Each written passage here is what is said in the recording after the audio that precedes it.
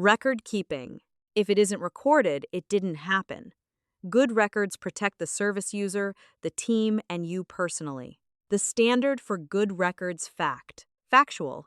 What you observed and did, not what you assumed. Accurate. Names, dates, times, doses, amounts.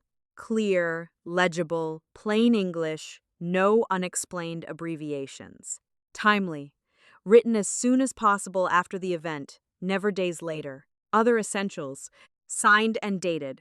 With your role. First person, I observed. No gaps, never leave blank lines. Draw a line through them.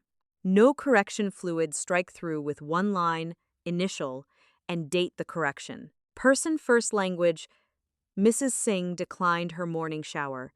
Never use slang or judgmental words. What goes in the records? Care delivered. Intake, output, mood, behavior, skin condition. Refusals of care, and what you offered instead. Any incident, accident, near miss. Communication with family, GP, other professionals. Concerns raised and to whom. Records may be read by inspectors, courts, families, and the person themselves. Write every entry as if all of them will read it because they might.